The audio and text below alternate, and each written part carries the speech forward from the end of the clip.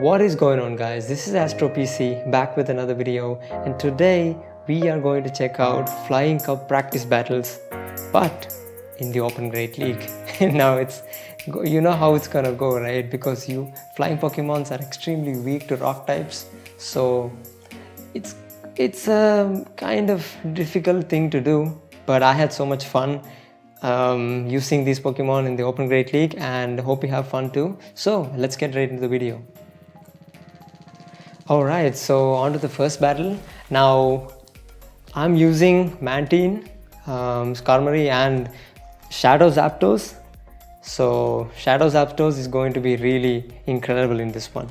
Alright, so we lead into a Bastiodon. See, exactly the worst thing that could have possibly gotten in our way, right? Now we have to get rid of this Bastiodon, right? That's the only way our Zapdos can reign supreme in the back.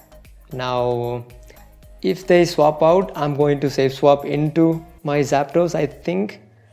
Okay, so they swap into Cherim, so it's okay. We can go for the Ice Beam and potentially, but we do land it, so it's fine. We don't get a shield. Now I'm going to go for this Bubble Beam. Now this Bubble Beam is going to lower their attack, but it's going to farm us down, possibly, yes, because it has Razor Leaf, right? Now I'm going to come in with Skarmory, I believe. Yes, and farm it down. We gain a little bit of energy and the Bastiodon comes back. Now Stone Edge is going to be neutral onto Skarmory, but it's going to chunk away a lot of health. So I have to be wary of that. Yep, the Sky Attack basically does nothing to Bastiodon.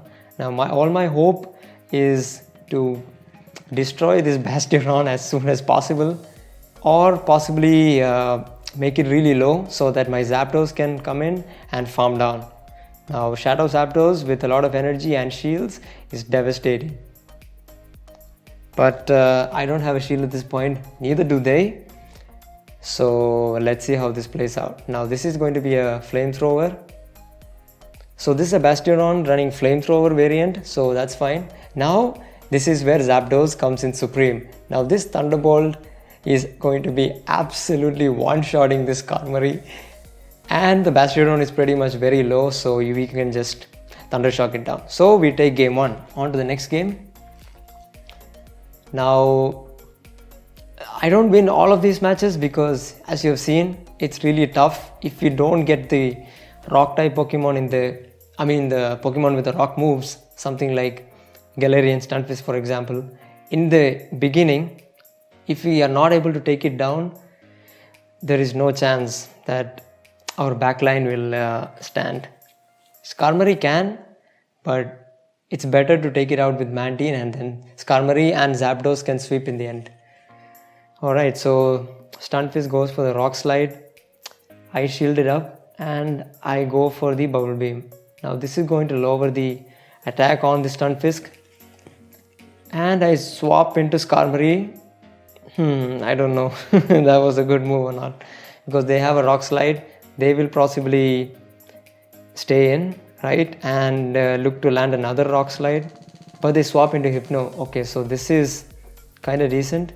It's not decent actually. It has Thunder Punch, and if the Hypno is running Fire Punch, that too is problematic for us. So let's see if I shield. I do shield the Thunder Punch, and I have to get to the Sky Attack. This will definitely grab a shield. Yep, absolutely. And now I swap into the Mantine. Now this will catch a Thunder Punch. This is going to take out the Mantine, but it's fine. We can come back in with Skarmory, and okay, so I decided to come in with Zapdos. That's fine. That's fine, because I can load up on a little bit of energy, but I had to fight it off because another Thunder Punch was coming through. But yeah, the Stunfisk basically had a lot of energy, and there's nothing pretty much I could do right there. Now Skarmory is going to come back, and it's a Azumarill in the back. Alright, so this is GG's. I go for the Brave Bird either way. If this lands, then it does a chunk of damage. But yeah, so I basically decided to leave the match. So I don't expect win in all the matches because obviously you've seen, right? The Stunfisk does a lot of damage to our entire team. And yeah, so not all the matches. So the next match I lead into a Gardevoir, and the thing is we instantly simultaneously swap at the same, into my Skarmory and their Victory Bell. So now this is a very favorable matchup for us because I can absolutely wall this thing, and comes an Alolan Marowak. So our Mantine can take care of this thing, but I have to get this Sky Attack off to lower the Alolan Marowak's health. So they do let it go. That is understandable on their part because they potentially want to leave the shield in the end. Alright, so I have 2 shields. Now they have 1 shield and the Marowak is really low.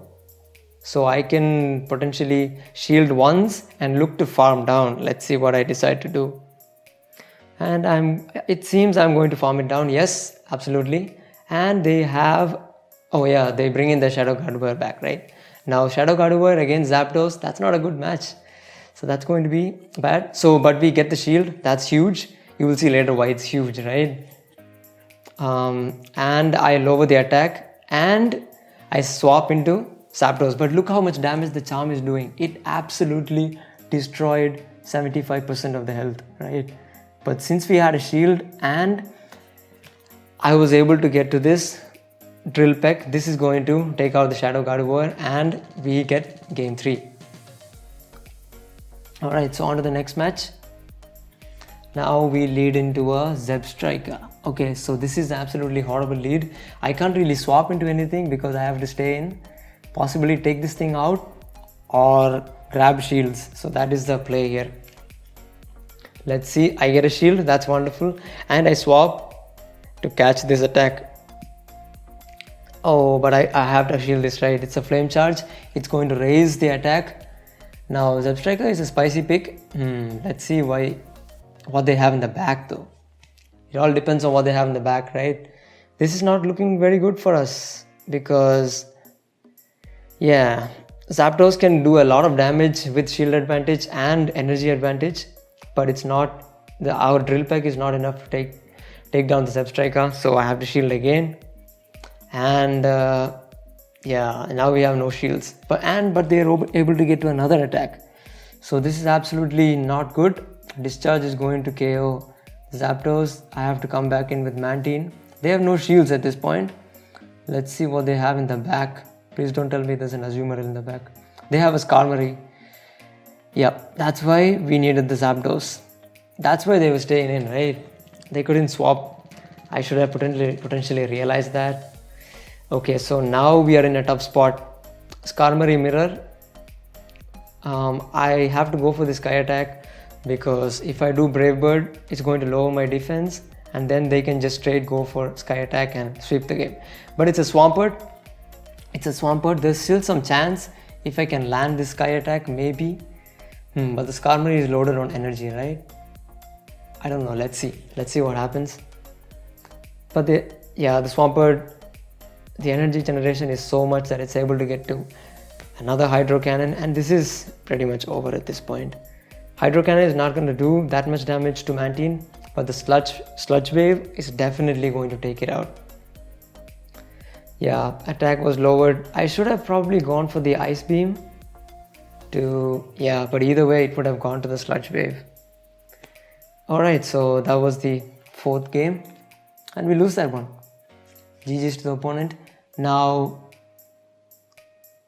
alright, okay, so this game I actually use Altaria instead of Skarmory because I just wanted to see how it would do, right? Now we lead into an Azumarill.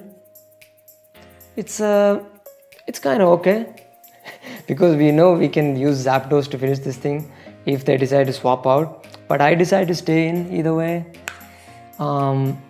because I want to see what's in the end, what they have in the back. Let's see if Zapdos can sweep the end game too this time. This is probably going to be okay. It's a Play Rough. I wonder if they have Ice Beam or they just have Play Rough and Hydro Pump.